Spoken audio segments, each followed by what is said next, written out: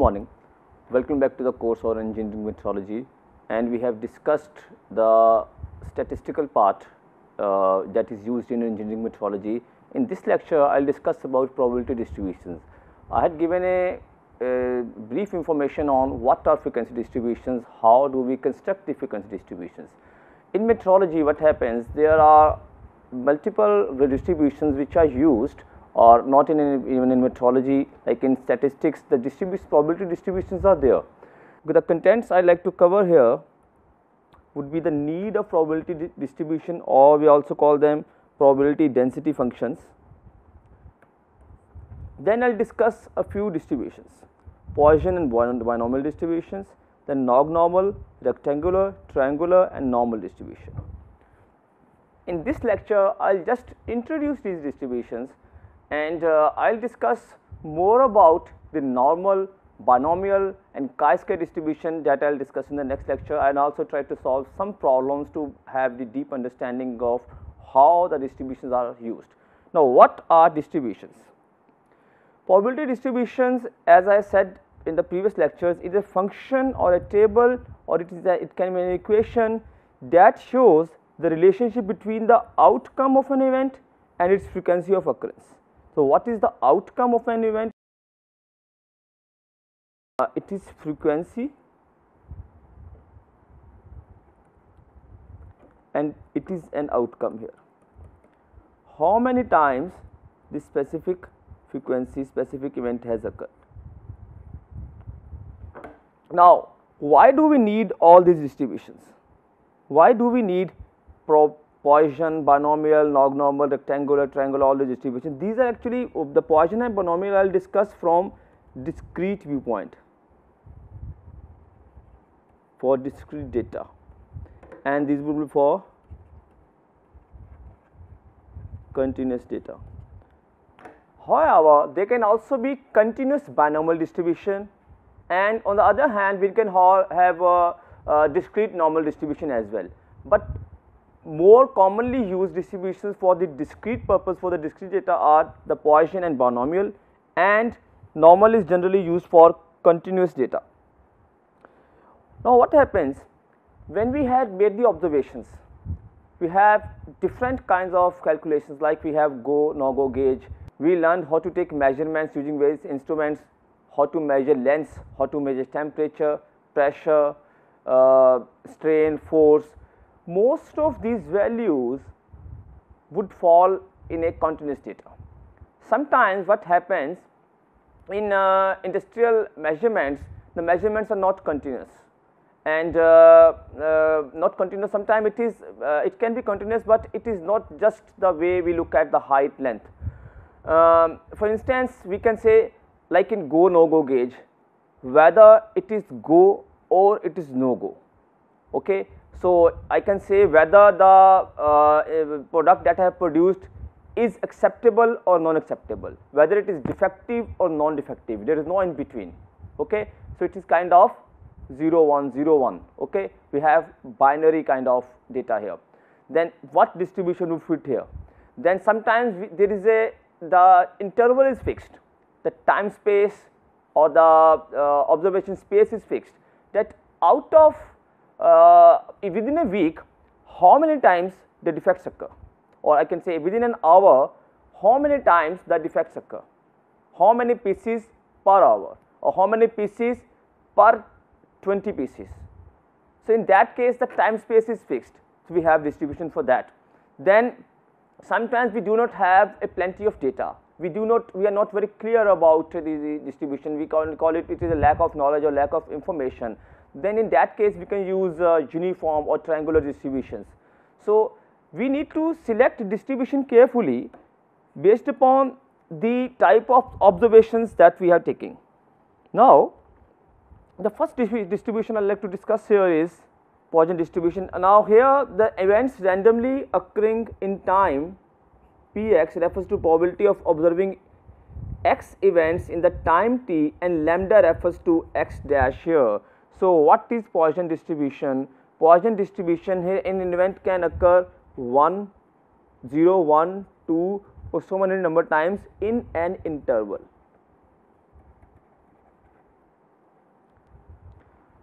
some event occurs in an interval. Let me say there is some noise, some chatter in the machine that we are using like in manufacturing.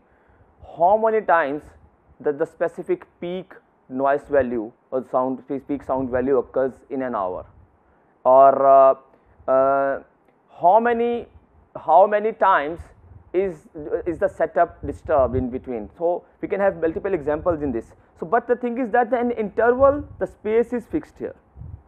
Okay, I can just put certain key points here. Then average number of events is lambda here. That is lambda is average number of events in an interval. So I can call lambda is event rate. Okay, the lambda is event rate, also it is called rate parameter.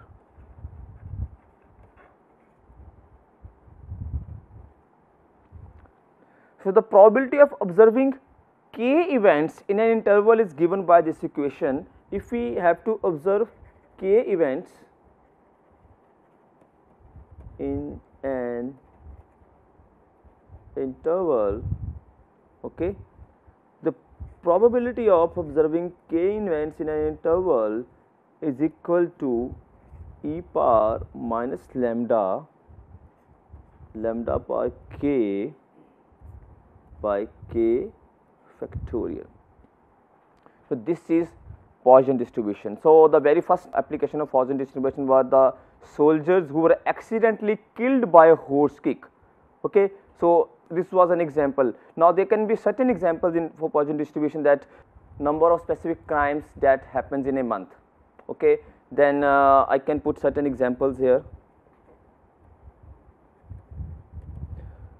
Then we can have number of arrivals in a service center, number of cars that arrive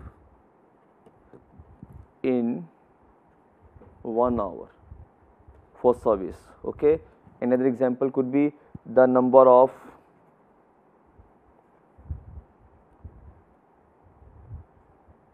defectives produced in a day by a machine. Okay, then I can have like cars, we can even consider number of patients those walk in a clinic to get treated in an hour. Then similar, like in the specific time space in an hour or in a day, when the specific number is there, this kind of distribution, Poisson distribution, can be used. Now the Poisson distribution can take various forms here. Depending upon the value of lambda, the Poisson distribution can be maybe like this. So Poisson distribution is highly skewed if the value of lambda is small. For lambda equal to 1, the distribution is somewhat like this. So I have discussed about skewness. I will take up the skewness in detail when we will discuss in normal distribution. So it is highly positively skewed distribution when the value of lambda is 1. Okay, if value of lambda is greater than 1, or it is let me say the value of lambda is somewhere equal to lambda is equal to 4. If lambda is equal to 4, the distribution can take some value like this.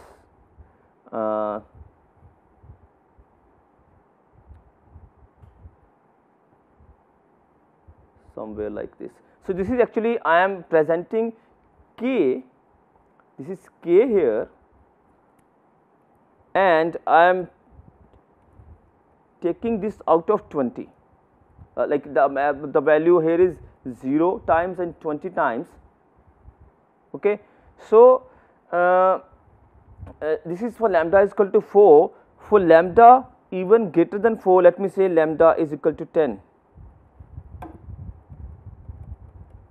It would be somewhere like this. It will be close to the normal distribution. Okay.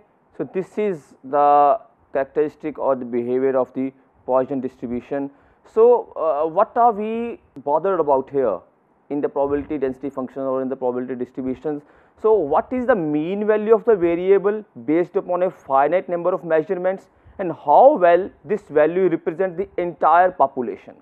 So, do the variations found ensure that we can meet tolerances of population as a whole, or how good are these results? What essentially is happening, this distribution is for the whole population. Like somewhere did multiple experiments and were able to develop these distributions, like by conducting maybe thousands of experiments. But if we have a limited sample, we pick a sample like number of defectives in an hour. Okay, there is a distribution for that.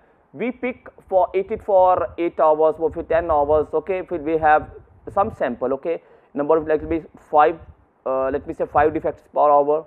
Maybe number 1 is 5 defectives per hour, number 2 is 2 defectives per hour, 3 defectives per hour, something like that, and we pick a sample of maybe 10 items like this. Okay, but the population is this, the probability distribution, Poisson distribution. Now, how well our sample fixes with the population, how well the curve fitting happens here, curve fitting, if you know the term, how well the curve fitting happens here. Based upon that, Poisson distribution is best suitable for the events that occurs in a specific time, okay, when the interval is fixed. So, this is happening in probability density functions. We choose the distribution based upon this criteria. So, what is the target? Okay, I will put the target for probability density functions here. The purpose of probability distributions, purpose is a single representative value that best tells us the average of the measure data. We need to have, number 1, a single representative value. Representative value means that it should be close to the target value. Then this representative value that provides a measure of variation in the measured data set. Then representative value to provide a measure of variation in data set. Then third purpose is we need to know how well the average of the data set represents the true average value of the entire population, that is just as said. How well is the average of sample representing the true average of entire population. Okay. For point number 3, we need to establish an interval within which the true average value of the population is expected to lie, and this interval quantifies the probable range of this random error, and this is known as random uncertainty. Okay. So, we need to work on that. For that, I have just mentioned the application and the use and the applicability of the Poisson distribution. Now, next is binomial distribution. Now, this describes the situations when the number of occurrences n of a particular outcome during n independent tests with the probability of any outcome p is same. So, how do we represent the binomial distribution if probability of the random variable x is equal to k has to be determined?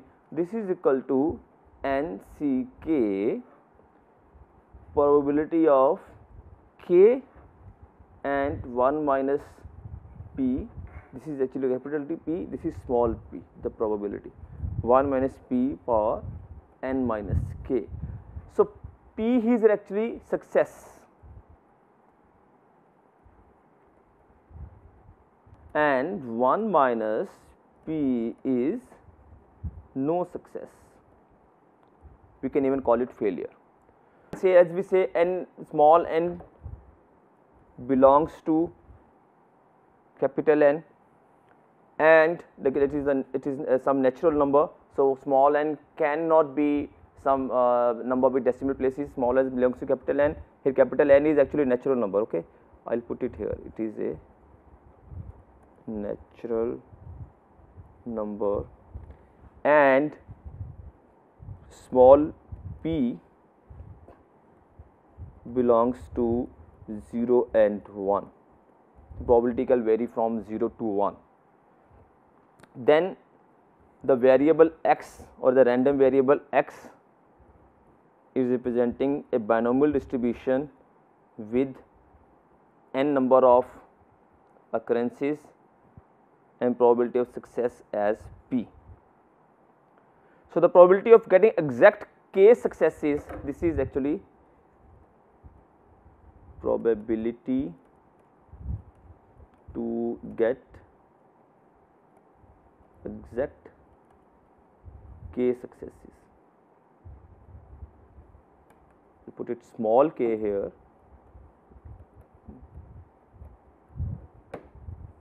Okay, this is equal to this. Now, it is generally been stressed that in an industry it is not always possible to measure the quality. In such situations, quality could be said to be either satisfactory or non-satisfactory. We use go, no gauge, no go, defective, not defective. We cannot just quantify the data all the time, the measurements which we need to take. If we are taking measurements, that can be a continuous data, that can be a specific value. If we are just telling that whether it is success or failure, these are the most common terms I can use. Success can be accepted, not defective, then go, no go is okay, okay, both are going in. So this can be like, if this kind of data is there, binomial distribution is used. Okay. So in these cases, although it is possible to measure the quality, but there is not much time, equipment, personnel to make the measurements. I like to, in other way, I can say that the resources are limited sometimes, and we just need to see whether yes or no. So like go or no go gauges, as I said. So these are known as attributes. So it is actually most applicable in attributes kinds of inspection. Okay, number 1 is attribute inspection. Okay, now inspection by measurements is known as variable inspection. This is attribute inspection. We will do this in control charts. I am just giving a brief idea what is attribute inspection. When we talk about the qualitative data, that is attribute inspection. When we talk about the quantitative data, that is variable inspection. So binomial data, it is actually, as I said before, the binomial and Poisson. So these are more used for the discrete distributions. There is another term that is connected to the binomial distribution, that can be the fraction defective or proportion defective, I can say here. Fraction defective, okay, or we can call it proportion defective.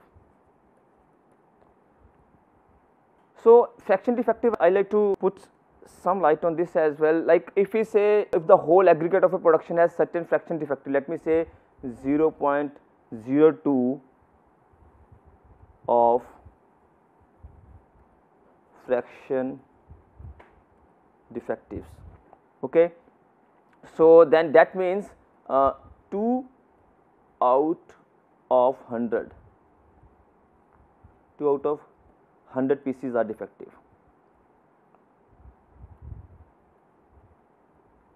2 out of 100 pieces are defective.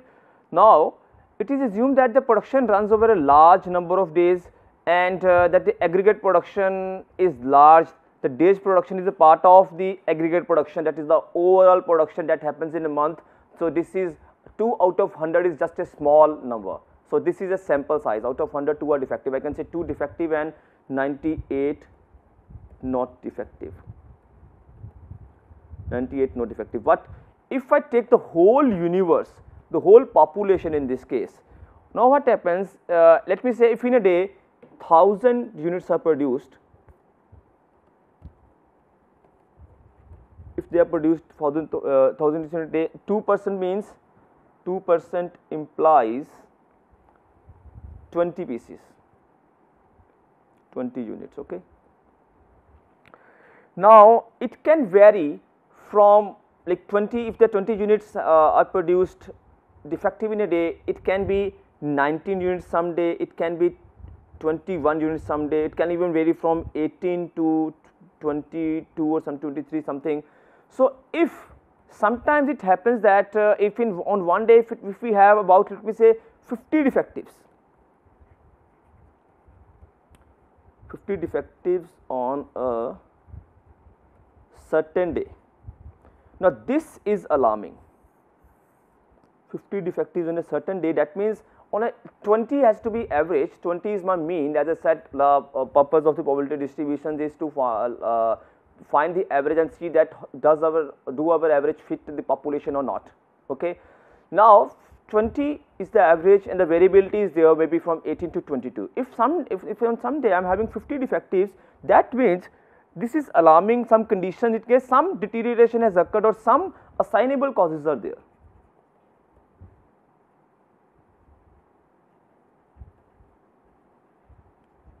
Assignable causes which are to be traced. Okay, I'll put it like this: find these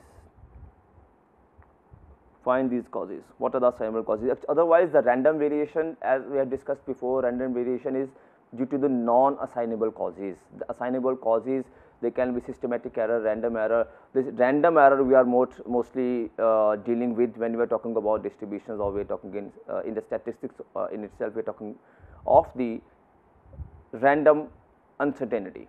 So if causes are assignable for 20 to 50 defectives have happened, that might mean that there is some big cause, or there is some reason because of this has happened. Maybe some deterioration has happened to the machine, maybe some setup is a little changed, or maybe the worker who is working is not skilled to that level. So we need to find that. So I just need to touch the fraction of defectives with binomial distribution, because these are always related. So it is actually 2 out of 100, that is it can be, I can say, success and non-success. I can divide it in this way as well. So next is log normal distribution. So it is failure or durability projections, events whose outcomes tend to be skewed toward the extremity of the distribution.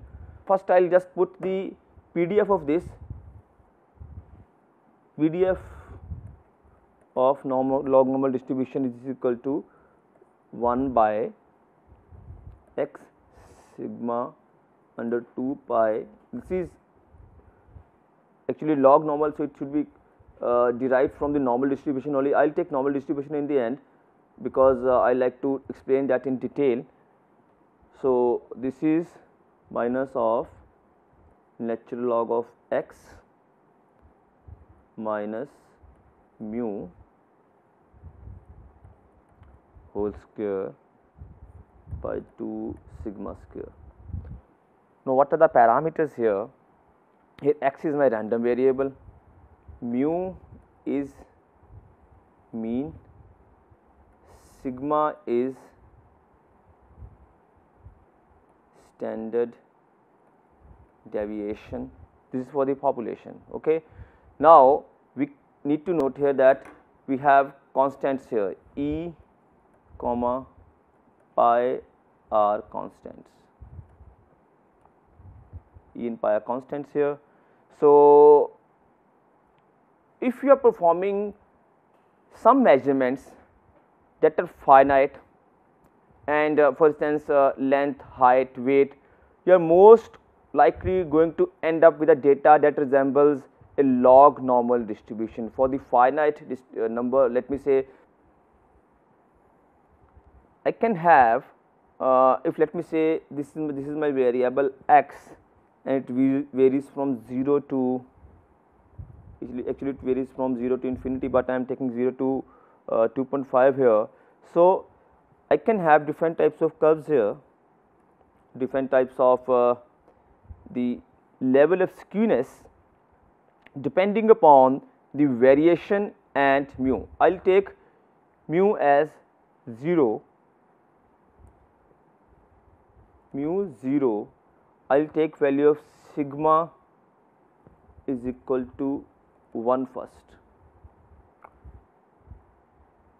It will be like this. Again positively skewed and highly skewed. So what happens actually, to give a better understanding on this, think of a calibrating gauge block. If you begin the calibration, you know the target length. You perform the measurements at a repeated point on a gauge block in such a way that majority of your observations, majority of your measurements or measurement results will be centered around the actual length of the gauge block, and some measurements will be larger than and a fewer would be lesser than that, because you are limited with the, let me say if this is the gauge block, I am just using this to measure length of some measurement instrument that is manufactured. Okay, so let me say something is manufactured, I am just measuring. Because this is my length, I am limited with this length only, so most of the observation would be close to this only, gauge block is this thing. So we are limited by the length of the gauge block here. So if we see the realistic situation, we cannot measure less than the length of the block. So measurement results are finite or limited. So we need to make sure that to consider log normal distribution, the data has to be, or the performing measurements that are to be finite. So it may prevent us from encountering measurement errors and miscalculate uncertainties. So if sigma is equal to 1 and mu is equal to 0, it can take this shape. If the sigma is actually the shape parameter, I can put it here as well. Sigma is the standard deviation, this is actually the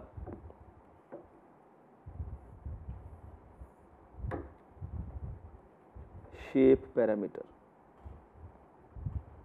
By shape parameter I mean because it is determining the shape. So we can see that sigma is equal to 1 and mu is equal to 0, this is the shape that is coming. So also the standard deviation of the log-normal distribution is determined from the historical data. So sometime we may be able to estimate it using current data. So the shape parameter doesn't change the location or height of the graph. The location or height is not changed. What changes the location? So mean is the location parameter here.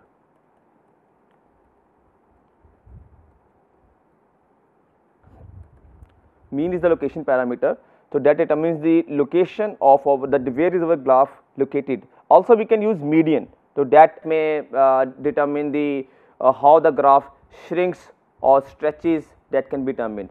So for value of sigma is equal to 0.5 and mu is equal to 0, the skewness, as we say that, because what is sigma or what is standard deviation? Standard deviation is actually spread. The spread, more is the value of standard deviation, more spread would be there. So if this dispersion or spread, the value is reduced, the spread would be contracted. So what we will see, we will have a distribution like this here.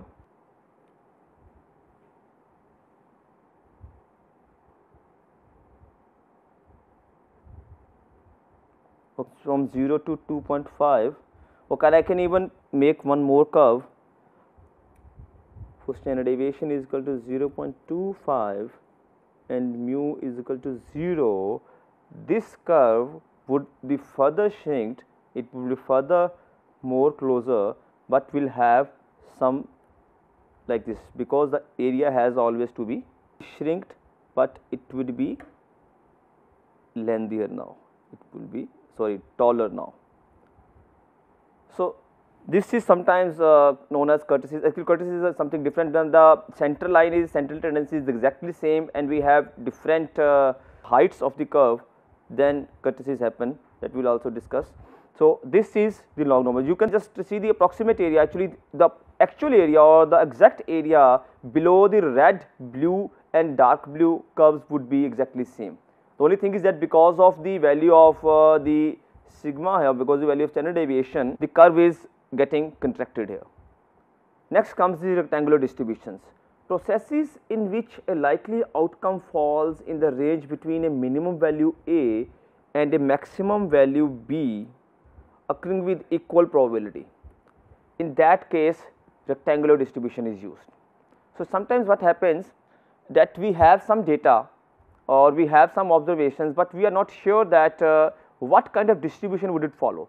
We just know the minimum value is A, okay, minimum value is equal to A and maximum value is equal to B. In between what is happening we do not know, we do not have this great information about that. We can say that okay, there is nothing happening, there is a uniform distribution, that is why it is called rectangular. It can be plotted like this. This is rectangular distribution. The minimum value here is A and the maximum value is B, and PDF of this can be given by, this is A and PDF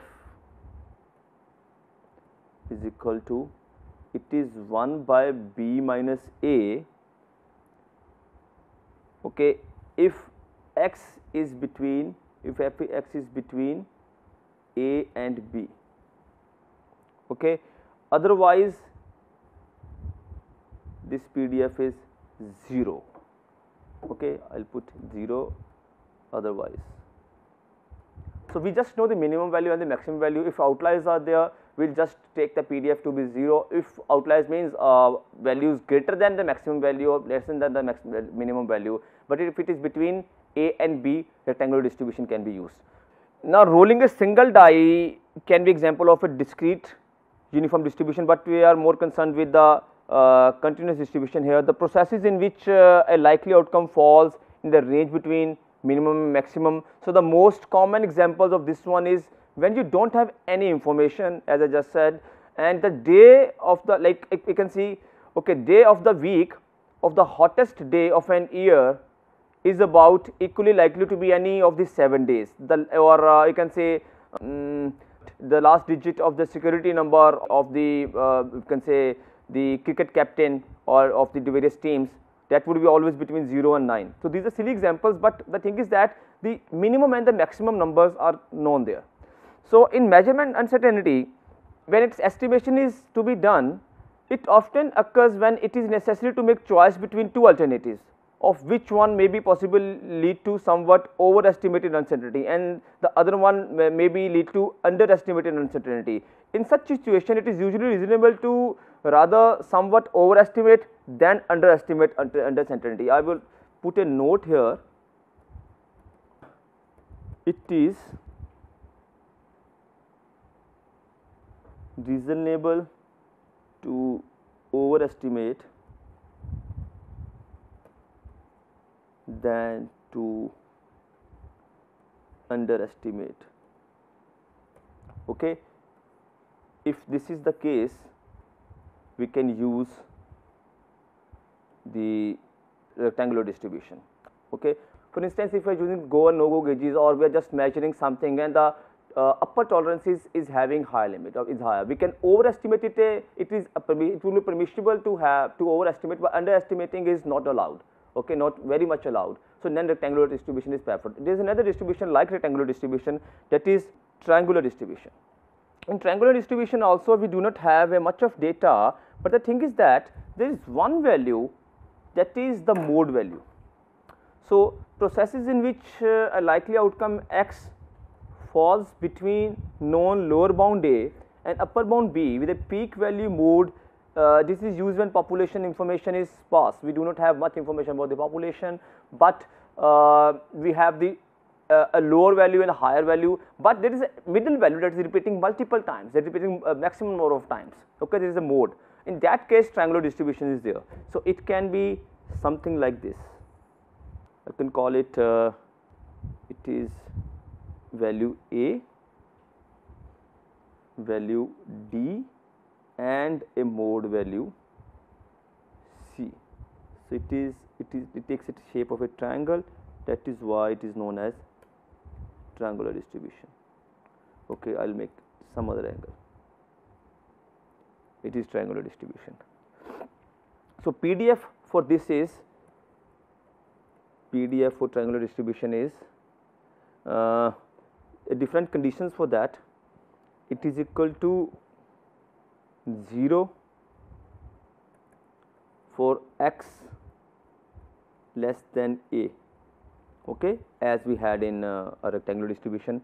It is 2 into x minus a by b minus a into c minus a. Oh, I am sorry, this is b here. Okay, the mode is C, minimum value A, maximum value B, upper bound is B, lower bound is A. Okay, so this is the PDF for probability distribution. This is for A is less than equal to X is less than C. Okay, then this is equal to 2 into B minus X by B minus A into B minus C. You can see B is the upper bound, so B minus X, so X A was the lower bound, so there we had X minus A in the second part, and the third part we have B minus X. This is for C is less than X is less than equal to B, and again it is equal to 0 for x greater than b. Okay, I can put one more here. It is equal to actually 2 over b minus a for x exactly equal to c.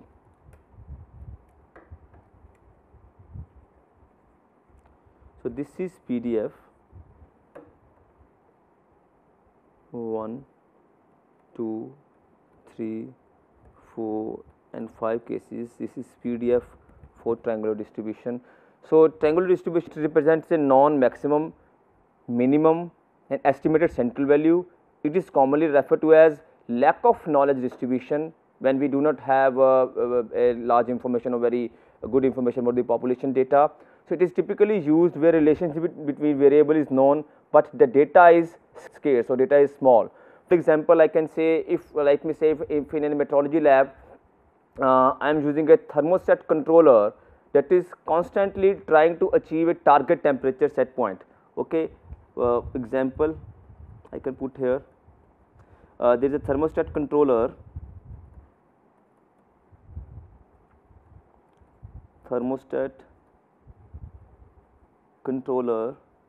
That is set to achieve a target set point. Most of the values will be just floating around is, let me say this value is, let me say 30 degrees centigrade.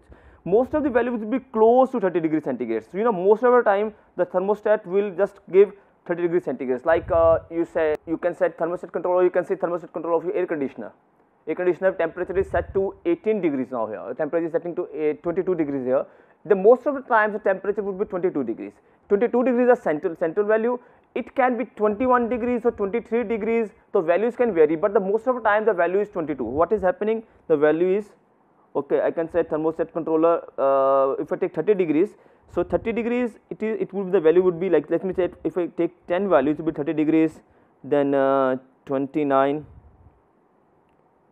30, 31, 32, okay, then 28, then 30, then 30, then 30, 2, 3, 4, 5, 6, 7, 8, 9, then let me say first value was also 30.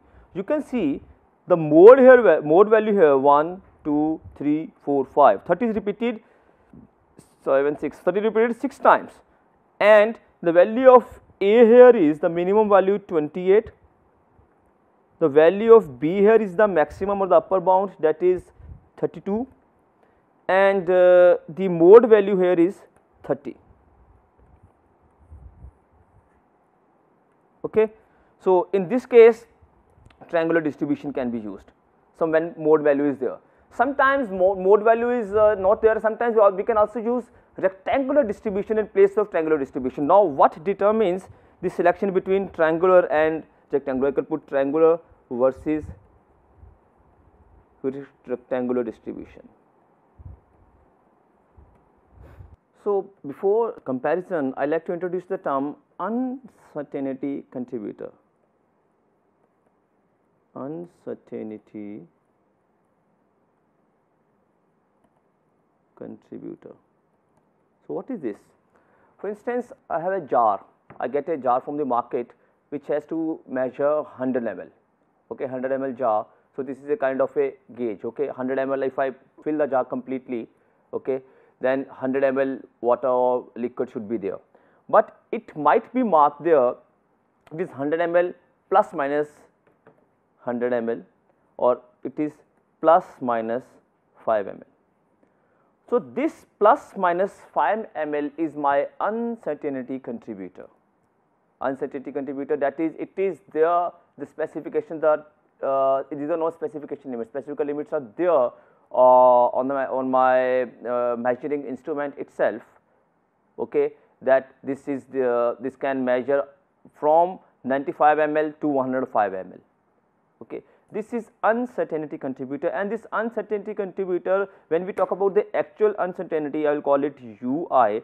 This is equal to uncertainty contributor, which is actually capital UI, this divided by K, where K is my expansion factor.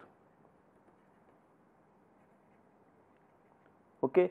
Then for normal, this value of K may be the deviation, standard deviation. The more the spread is, the this is the value of UI here, small ui. So, this K can be. So, in case of triangular distribution, UI, the value of UI that is generally used is equal to uncertainty contributor by under root of 6, and in case of rectangular, it is UI by under root 3. So, based upon this information, if I use this data, if I, okay, let me pick this jar only, this jar 100 ml, 100 ml, this is plus minus 5 ml. So, I can call this 100 ml as my mean value, okay, or my center value, and plus minus 5 can be the variation. So, if I try to draw a rectangular distribution, okay, I will try to draw the rectangular distribution and a triangular distribution, 100 ml and plus minus 5 ml. For the rectangular distribution, I can have something like this. So, as I had from A to B, I can even put from minus A to A and center as 0. Okay. So, in this case, in my specific case, from A to B, this value of A, this is equal to 90, okay, 5 ml is not a very good figure, I will put 0.5. Okay, I will put 0.5, then I will put 99.5, I will put 100.5 as B, and the center value is 100 here, but I am following rectangular distribution like this. So, what is my UI here? UI is equal to the uncertainty contributor, that is 0.5 divided by under root 3, which is equal to 0.288. Okay. And in this case, in triangular distribution, I can have something like this, 99.5 and 100.5, and most of the times it would be 100. So, it would be like this, but in this case my value of ui is equal to 0.5 by under root 6, which is equal to 0.204. So, if I see my uncertainty contributor here, it is then reduced based upon the standard deviation or the expansion factor. Okay, expansion factor, this is expansion factor due to standard deviation or spread. Okay. So, I will pick the triangular distribution based upon the value of ui, because this value is lower. If I need to follow the criteria or the tip that I just mentioned before, that it is reasonable to overestimate if we need to just pick 100 ml, but we cannot afford less than 100 ml, we can better choose rectangular distribution. If we cannot afford underestimation, but overestimation can be allowed. Okay. For instance, if we are like a milk vendor is trying to measure using this 100 ml jar, or if we are doing some experiments where we need 100 ml of water, and we even consider evaporation might happen, some evaporation might happen, all the allowances are there, we cannot afford the underestimation here. Underestimation, we cannot afford 99.5, or maybe if it is 5 ml is the uncertainty contributor, we cannot afford 95 ml. We can afford 105, it is acceptable, 105 is acceptable. So, in that case rectangular distribution is there. Okay. In that case this will be selected. So, next is normal distribution.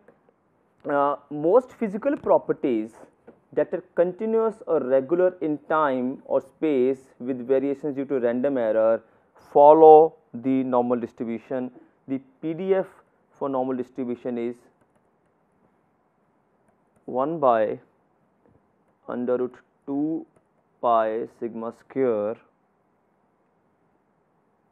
So, this sigma can come out also as well here, e power minus x minus mu square over 2 sigma square, and it is asymptotic distribution. I will explain it as asymptotic, that it touches infinity at the extreme ends, and it is symmetrical in distribution like this. Okay. So, this is my normal distribution. So, to get better understanding, we can imagine to collect maybe 100 measurements of samples and create a histogram graph with the results, like if I develop 100 histograms like this and so on. Okay. So, that we will see that the frequency, if we plot the frequency, we will see that it will follow normal distribution. It can, the examples can be example, it can be height, weight, okay, then strength, something like that. Okay, this is our normal distribution. So, to recapitulate, we did what are the probability density functions, we discussed about a few discrete probability distributions, then we discussed about a few continuous probability distributions. We will discuss the the normal distribution in detail and try to solve some problems with them, and we will meet in next lecture where I will take this forward. Thank you.